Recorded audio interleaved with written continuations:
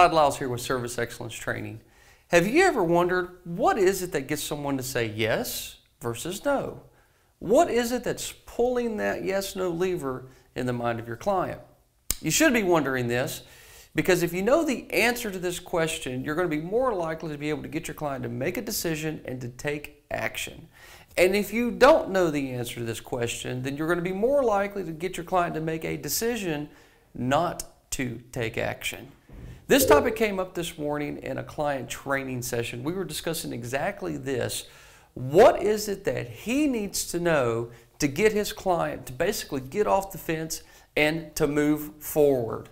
We've all had these clients before, right? Someone that has a need, but yet they just kind of lay there, they sit there, they don't give a whole lot of interaction.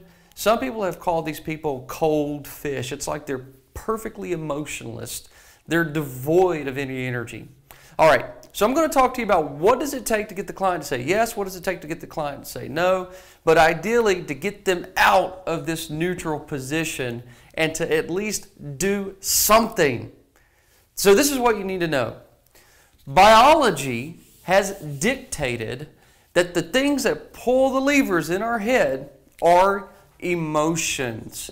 It's emotions. This is very important for you to understand because it's not the logical thought processes that we have that make our decisions. It's the emotions. We're either getting a yes because of emotion or we're getting a no because of an emotion. Now, being able to understand this and to use these emotions to your advantage is what's going to take you closer to a yes or it's going to take you closer to a no. So the first emotion that I want to start with is anger. Anger, and we all know what anger is. Anger is fiery, right? It's responsive, and it can be used in a positive approach. If you can get the client angry with their situation and yet not angry with you, then that can be a very powerful emotion to pull the lever, to push it forward into the yes. However, if you use anger too early, then it may very well get directed towards you, and before the sale even gets started, you can get pulled over to the no. So you don't want to use that inappropriately.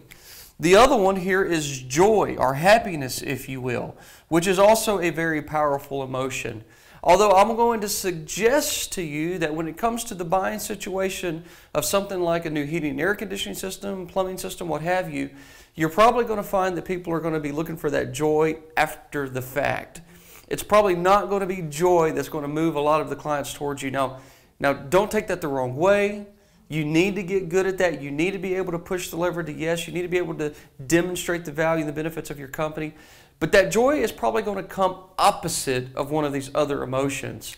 So what's the other emotions? Well, there's sadness. There's disgust. There's fear. And then the last emotion is the emotion of surprise. Surprise. So as you look at these emotions, depending upon what you're selling today, maybe you're selling air conditioning systems, electrical systems, maybe you're selling plumbing. But if you're thinking about this, you go, how can I use these emotions in a positive way to get the client moving forward with us as a company? Well, disgust. That's a very easy one to stimulate somebody on. If you're sitting on the opposite side of a bad sewer job, you can build that disgust in someone, and the idea obviously is that they want to move away from the disgust. They want to move towards joy. Sadness. You can build a little bit of sadness in someone for the amount of money that they've put into a system that they have just lost. And again, the opposite of that is to move them to joy. Fear. Now, fear is kind of an interesting guy in the sense of if anger is something that gets you to react almost without thinking, it just pushes the lever straight to yes, straight to action. Fear kind of does the opposite. It pushes things straight to no and almost makes a suction. So what's interesting is that if you only incorporate fear, and fear is a very powerful sales tool, good, accurate fear, not scare tactics, but things that someone should be concerned about, then you have to put it opposite another emotion. Fear and fear alone will do nothing but petrify somebody. Think about a deer trapped in the headlights.